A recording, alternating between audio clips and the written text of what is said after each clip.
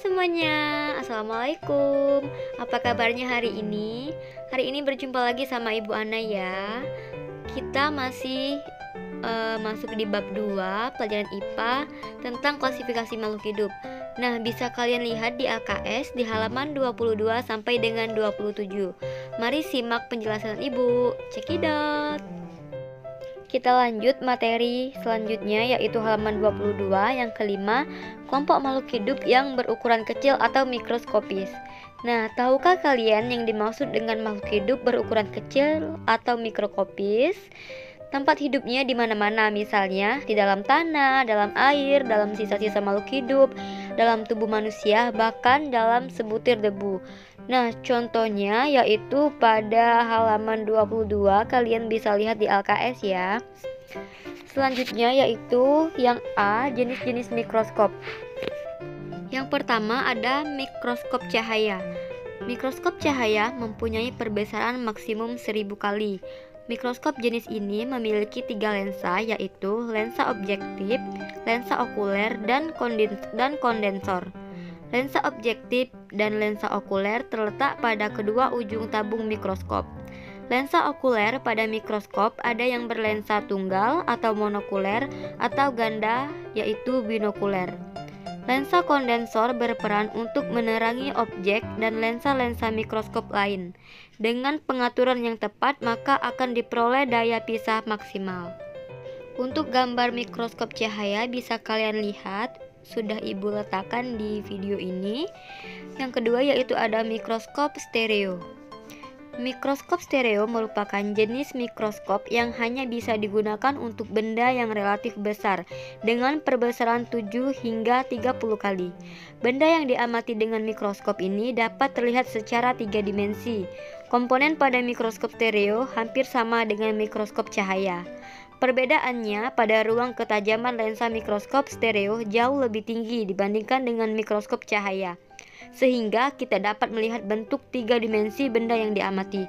Nah, untuk gambarnya kalian bisa lihat mikroskop stereo sudah Ibu letakkan di PowerPoint ini. Selanjutnya yaitu yang ketiga, mikroskop elektron. Mikroskop elektron mempunyai perbesaran sampai 100.000 kali. Elektron digunakan sebagai pengganti cahaya. Ada 2 tipe pada mikroskop elektron, yaitu mikroskop elektron scanning dan mikroskop elektron transmisi. Untuk contoh gambar mikroskop elektron, anak-anak bisa lihat ya. Ini gambarnya sudah Ibu letakkan di video. Yang selanjutnya yaitu bagian-bagian mikroskop. Nah, kalian bisa lihat gambar bagian-bagian mikroskop yang telah Ibu sediakan. Yang pertama yaitu ada bagian-bagian optik meliputi lensa okuler. Lensa okuler yaitu lensa yang terdapat di bagian ujung atas tabung pada gambar. Pengamatan melihat objek melalui lensa ini. Lensa okuler berfungsi untuk memperbesar kembali bayangan dari lensa objektif. Lensa okuler biasanya memiliki perbesaran 6, 10, atau 12 kali. Yang kedua ada lensa objektif. Lensa objektif yaitu lensa yang dekat dengan objek. Biasanya terdapat 3 lensa objektif pada mikroskop, yaitu dengan perbesaran 10, 40, atau 100 kali. Yang ketiga ada kondensor. Kondensor yaitu bagian yang dapat diputar naik turun yang berfungsi untuk mengumpulkan cahaya yang dipantulkan oleh cermin dan memusatkannya ke objek. Bisa kalian lihat pada gambar. Selanjutnya yaitu yang keempat, diafragma. Diafragma yaitu bagian yang berfungsi untuk mengatur banyak sedikitnya cahaya yang masuk dan mengenai preparat. Yang kelima, cermin.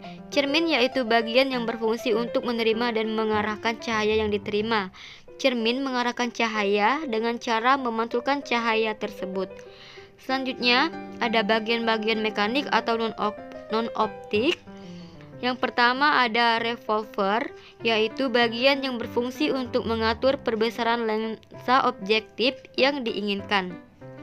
Yang kedua yaitu ada tabung mikroskop, yaitu bagian yang berfungsi untuk menghubungkan lensa objektif dan lensa okuler mikroskop. Yang ketiga, lengan mikroskop, yaitu bagian yang berfungsi untuk tempat pengamatan memegang mikroskop. Yang keempat ada meja benda, yaitu bagian yang berfungsi untuk tempat menempatkan objek yang akan diamati. Pada meja benda terdapat penjepit objek yang menjaga objek tetap di tempat yang diinginkan. Yang kelima ada makrometer atau pemutar kasar, yaitu bagian yang berfungsi untuk menaikkan atau menurunkan tabung secara cepat untuk pengaturan mendapatkan kejelasan dari gambaran objek yang diinginkan. Nah, kalian bisa lihat sendiri makrometer pada gambar tersebut. Yang keenam ada mikrometer atau pemutar halus, yaitu bagian yang berfungsi untuk menaikkan atau menurunkan tabung secara lambat untuk pengaturan mendapatkan kejelasan dari gambaran objek yang diinginkan. Selanjutnya yang ketujuh ada kaki mikroskop, yaitu bagian yang berfungsi sebagai penyangga yang menjaga mikroskop tetap pada tempat yang diinginkan, dan juga untuk tempat memegang mikroskop saat mikroskop hendak dipindahkan. Selanjutnya yaitu yang C, langkah-langkah menggunakan mikroskop. Nah, untuk gambarnya kalian bisa lihat di LKS di halaman 24 ya. Yang pertama yaitu ambillah mikroskop dari kotak penyimpanannya. Tangan kanan memegang bagian lengan mikroskop dan tangan kiri memegang alas mikroskop. Kemudian kalian letakkan di tempat yang datar atau kering dan memiliki cahaya yang cukup.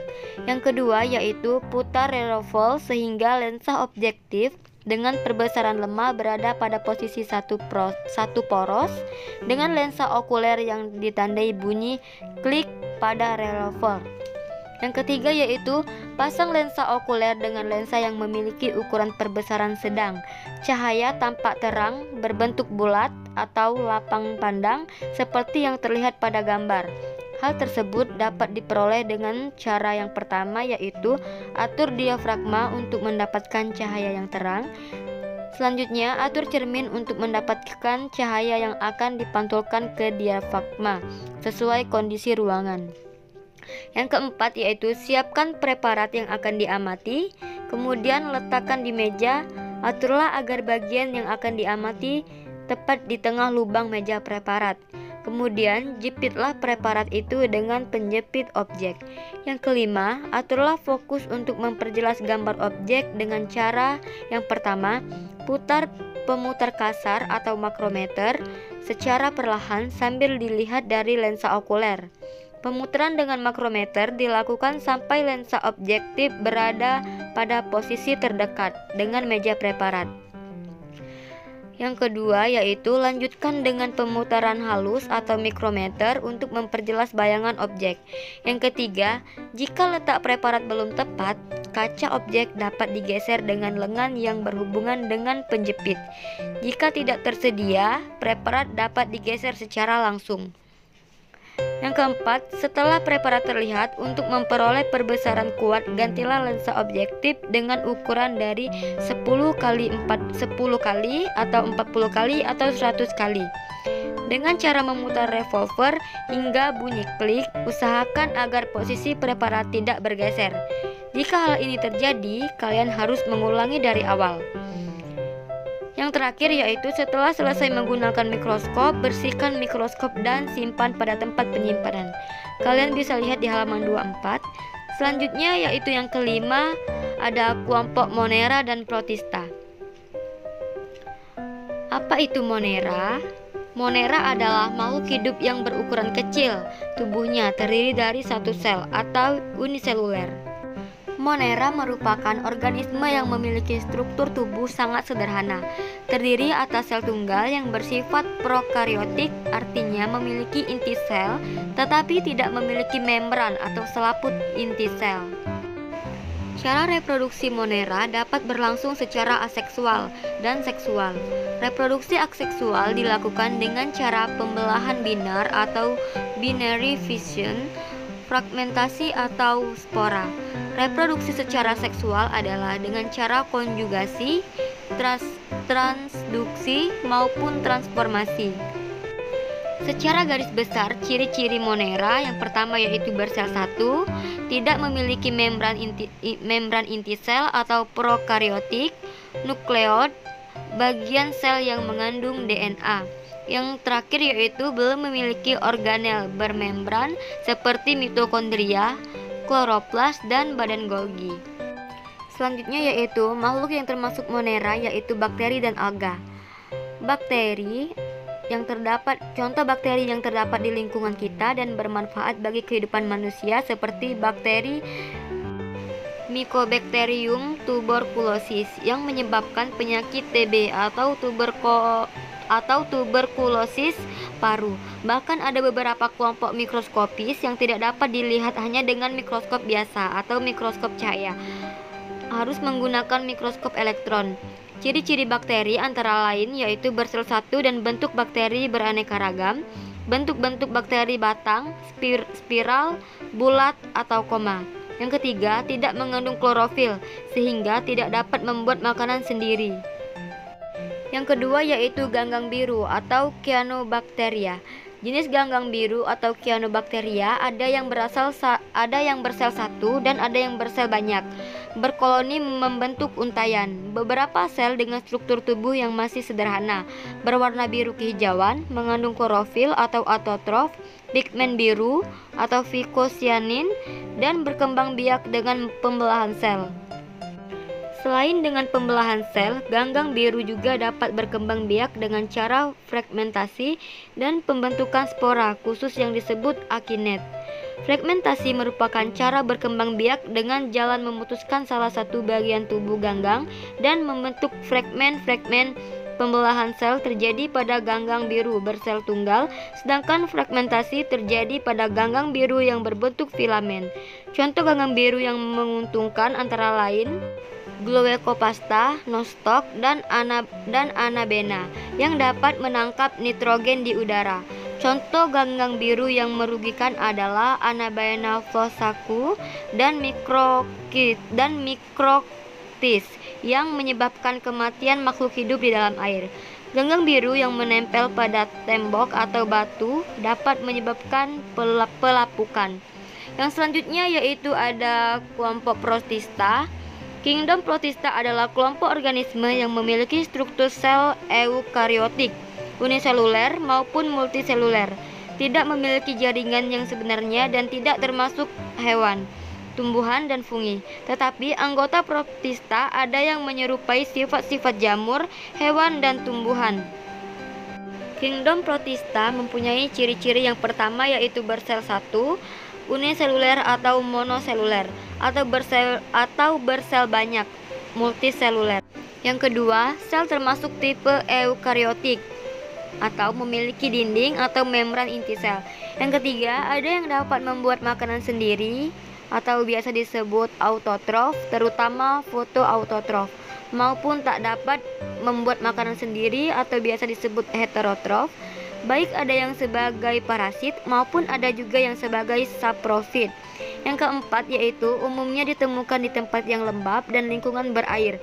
Beberapa di antaranya hidup di perairan air tawar maupun air laut. Yang kelima, berkembang biak pada umumnya secara aseksual atau vegetatif dengan cara pembelahan sel, fragmentasi atau pada yang hidup berkoloni, dan secara seksual atau generatif dengan cara konjugasi peleburan gamet sederhana. Nah, ada beberapa contoh organisme protista yang termasuk mirip hewan, yaitu ada amuba. Kalian bisa lihat pada gambar yang telah ibu sediakan. Ada euglena, ada paramecium. Nah, itu adalah contoh organisme protista mirip hewan. Sedangkan contoh organisme protista mirip tumbuhan atau mirip jamur, yang pertama yaitu kalian lihat pada gambar yang telah ibu sediakan, ada saprolegnia, terus ada Phytophthora sp, dan yang terakhir ada Pythium. Nah, sebenarnya masih banyak lagi, tapi tidak bisa ibu kasih lihat satu persatu. Kalian bisa lihat juga ada di AKS pada halaman 26. Selanjutnya yaitu yang keenam ada jamur. Kelompok jamur atau fungi merupakan kelompok makhluk hidup yang memperoleh makanan dengan cara menguraikan bahan organik makhluk hidup yang sudah mati. Jamur tidak berklorofil, berspora, tidak mempunyai akar, batang, dan daun. Jamur hidupnya di tempat yang lembab, bersifat saprofit, organisme yang hidup dan makanan dari bahan organik yang sudah mati atau yang sudah busuk. dan parasit atau organisme yang hidup dan mengisap makanan dari organisme lain yang ditempelinya. Tubuh jamur terdiri atas benang-benang halus yang disebut hifa. Hifa saling bersambungan membentuk miselium. Pada umumnya, jamur berkembang biak dengan spora yang dihasilkan oleh sporangium. Contoh makhluk hidup yang termasuk kelompok jamur adalah jamur roti, ragi, tapai, jamur tiram putih, dan jamur kayu. Nah, bisa kalian lihat contoh makhluk hidup yang termasuk kelompok jamur, yaitu ada jamur merang yang terdiri dari tudung, kulit tudung, retakan tudung, terus ada bagian bawah tudung, ada cincin, ada cawan, terus ada akar semu dan bagian cincin. Terus ada bagian bila insang, ada bila, ada tangkai. Kalian bisa lihat pada gambar yang telah ibu sediakan. Dan ada contoh jamur tempe.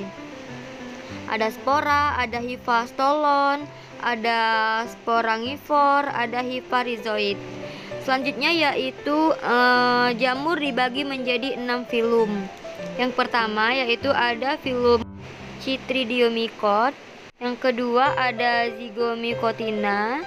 Yang ketiga ada Glomeromycota. Yang keempat ada Ascomycotina. Yang kelima ada Basidomycotina. Dan yang keenam ada Deuteromycotina.